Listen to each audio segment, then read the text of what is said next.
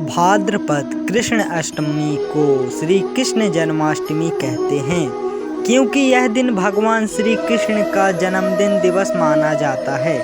इसी तिथि की घनघोर अंधेरी आंधी रात को रोहिणी नक्षत्र में मथुरा के कारागार में वासुदेव की पत्नी देवकी के गर्भ से भगवान श्री कृष्ण ने जन्म लिया था। यह तिथि उसी शुभ घड़ी की याद दिलाती है और सारे देश में बड़ी धूमधाम से मनाई जाती है। जन्माष्टमी के दिन भगवान श्री कृष्ण की जन्म संबंधी कथा भी सुनते सुनाते हैं, जो इस प्रकार हैं। द्वापर युग में भोजवंशी राजा अग्रसेन मथुरा में राज करता था। उसके आताताई पुत्र कंस ने उसे गद्दी से उतार दिया और स्वयं मथुरा का राजा बन बैठा। कंस की एक बहन देवकी थी, जिसका विवाह वासुदेव नामक यदुवंशी सरदार से हुआ था। एक समय कंस अपनी बहन देवकी को उसकी ससुराल पहुंचाने जा रहा था। रास्ते में आकाशवाणी हुई है, कंस जिस देवकी को तू बड़े प्रेम से ले जा रहा है, उसी में तेरा काल बसता है। इसी के गर्भ से उत्पन्न 8वां बालक तेरा वध करेगा। यह सुनकर कंस वासुदेव को मारने के लिए उद्यत हुआ। तब देवकी ने उससे विनय पूर्वक कहा, मेरे गर्भ से जो संतान होगी उसे मैं तुम्हारे सामने ला दूंगी। बहनोई को मारने से क्या लाभ है।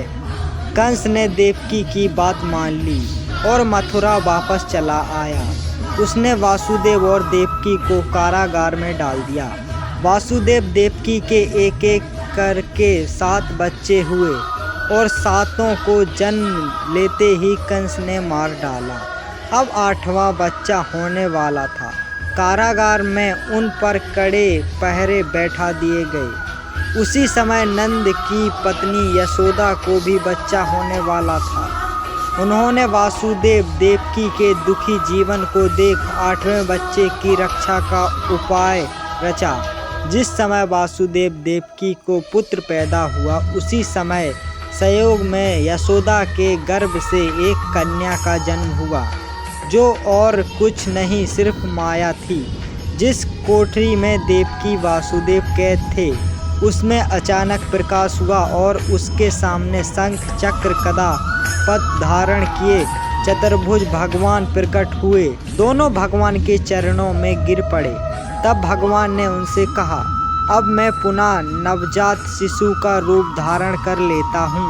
तुम मुझे इसी समय अपने मित्र नंद जी के घर वृंदावन में भेज आओ और उनके यहाँ जो कन्या जन्मी है उसे लाकर कंस के हवाले कर दो। इस समय वातावरण अनुकूल नहीं है, फिर भी तुम चिंता ना करो। जागते हुए पहरेदार सो जाएंगे, कारागृह के फाटक अपने आप खुल जाएंगे और उपनती आर्थ यमुना आपको पार जाने का मार्ग दे देगी। उसी समय वासुदेव नवजात शिशु रूप श्री कृष्ण को सूप में रखकर कारागृह से निकल पड़े और आर्थ यमुना को पार कर नंद जी के घर पहुँचे। वहाँ उन्होंने नवजात शिशु को यशोदा के साथ सुला दिया और कन्या को लेकर मथुरा आ गए। कारागृह के फाटक पूर्ववत बंद हो गए। अब कंस को सूचना मिली है कि वासुदेव देवकी को बच्चा पैदा हुआ है।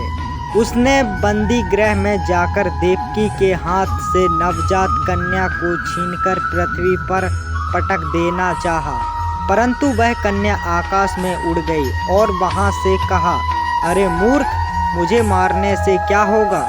तुझे मारने वाला तो वृंदावन में जा पहुंचा है। वह जल्द ही तुझे तेरे पापों का दंड देगा।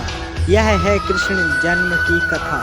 आप सभी कमेंट में बताइए श्री कृष्ण की जन्म स्टोरी कैसी लगी। Like, subscribe, share.